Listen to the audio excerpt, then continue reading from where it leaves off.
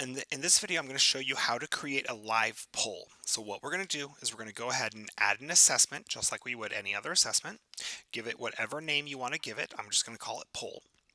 Then we're going to go down and I'm going to just make it available. Again, you can make it during your class times. And in fact, you're going to want to make it during your class times because your students will only be able to do this live with you directing them.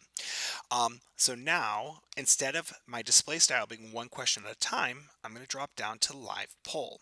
Now, the rest of the settings are pretty much how you're used to seeing them. I'm going to leave it as homework style, new version each question. I'm going to give them one attempt on each question, a number of tries, just one. And during assessment, I'll let them see the answers. So this is all under your control. Now, I'm going to create my assessment and I'm going to just go ahead and find two problems that I want to put in here so I can show you how they work. I'm going to do basic adding of signed numbers. I want something else that is relatively simple. You know what? Let's do a multiple choice. Why not? There we go. And then I am going to add these using defaults. Again, settings are just like normal. So just like what you're used to, it's just going to display differently in the system. So this absolutely goes into the gradebook, all that kind of fun stuff. So now what I'm going to do, I'm going to drag over here and you will see on the left is my teacher, on the right is my student. I'm going to refresh just so you can see I've created the assignment. My student can see the assignment. If the student clicks in before the class is ready, they will see that they're waiting for the instructor to start, so they can't do it without you.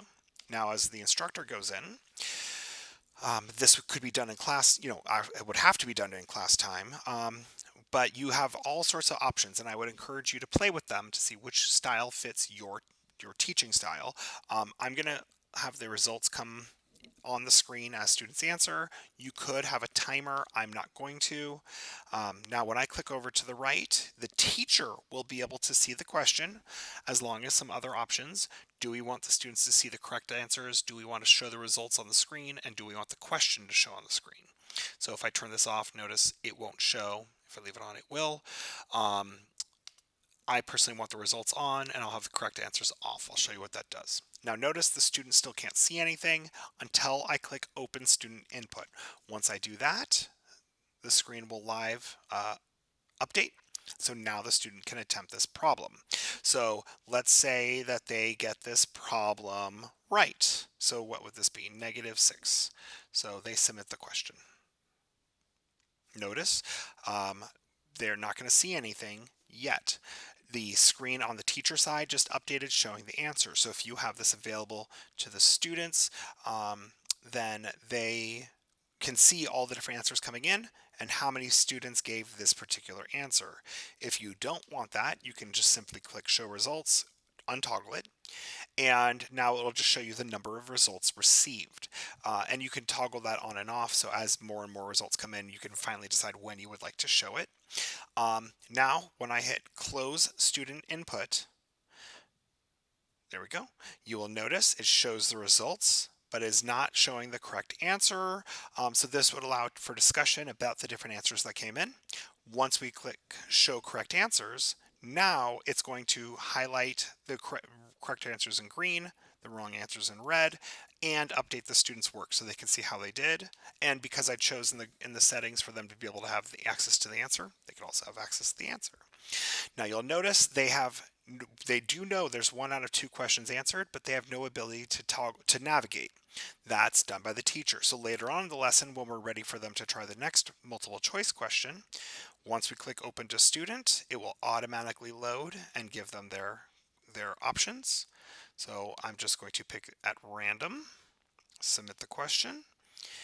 And once again, when we say we can see the answers, this is the one. This answer was chosen one time. You can see the frequencies.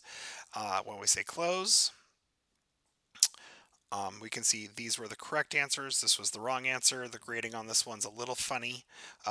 This should, if you want, let me know and I can fix this type of grading. If you want it to be marked wrong instead of partial credit, because at least they didn't check one. I don't know. They got some of the ones that weren't supposed to be checked right. That's how it's grading it. But nonetheless, so this is the idea of live polling, how you could use it in class. I hope you find this meaningful and useful.